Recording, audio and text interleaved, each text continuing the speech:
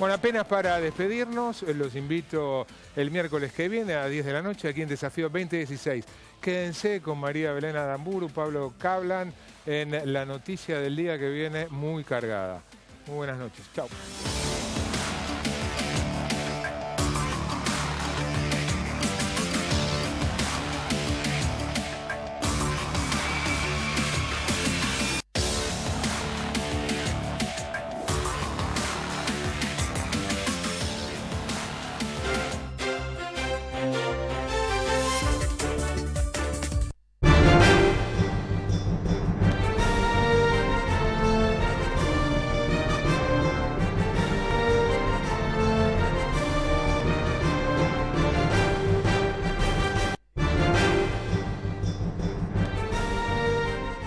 Primero en C5N, información en exclusiva en la noticia del día con Paulo Kaplan. Buenas noches. Muy buenas noches, un gusto saludarlos. Esto va a ser la gran noticia de mañana. Osvaldo Mercury y gran parte de su familia víctimas de un secuestro extorsivo. El ya legendario dirigente del PJ, hoy militando en el PRO, fue víctima de un secuestro extorsivo. Pero no solamente él, fue un secuestro masivo. Él y gran parte de su familia fueron secuestrados. Mercury con su señora y otros 2 familiares, entre ellos tengo entendido que un hijo, fueron secuestrados. Los delincuentes pedían en principio 1,5 millones de pesos o dólares, no fueron muy claros. Hubo una negociación, el monto no es ese.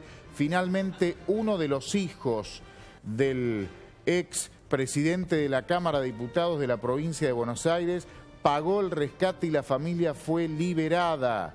De acuerdo a las fuentes, esta causa está siendo investigada por el juez federal de Lomas de Zamora, el doctor Villena, es quien tiene a cargo la instrucción de esta causa. Ya van, en lo que va del año, 104 secuestros extorsivos solo en Capital y Gran Buenos Aires, lo que es el área metropolitana de Buenos Aires. Pero reiteramos esta información que usted se entera primero en C5N, un hecho que más allá del hermetismo con el que se está investigando, podemos adelantar, usted se entera primero en C5N, el histórico dirigente del peronismo de la provincia de Buenos Aires, hoy militando en el partido PRO, Osvaldo Mercury, fue víctima de un secuestro múltiple. Tanto él como su señora y otros 2 familiares directos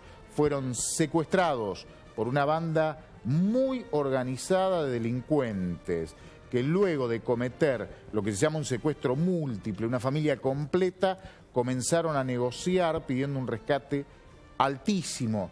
En principio, luego de muchas horas de tensión, fue liberado, fueron todos liberados, sanos y salvos, de acuerdo a la información que tenemos, tras el pago de un rescate, aparentemente, de acuerdo a la información que manejamos aquí en el equipo de producción de C5N, el rescate habría sido pagado por uno de los hijos de Osvaldo Mercury. Recordemos que tanto Osvaldo Mercury fue presidente de la Cámara de Diputados en la época de la gobernación Duhalde. Sí.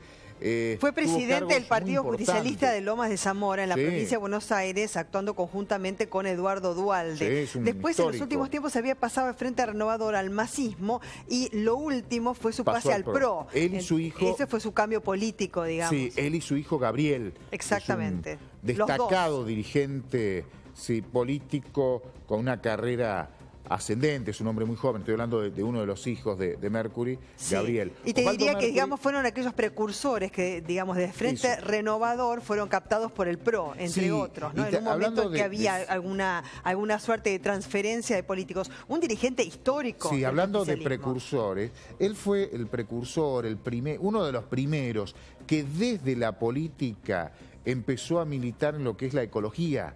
Es el gran dirigente de la ecología dentro del peronismo. Pues escribió un libro sobre eso. Sí, militó desde la ecología o para mejorar la calidad de vida de los bonaerenses a partir del trabajo en lo que es la ecología. Cuando no se hablaba mucho de la ecología, este hombre, dirigente del PJ, fue el que empezó a motorizar con leyes, con proyectos, fundamentalmente desde la provincia de Buenos Aires.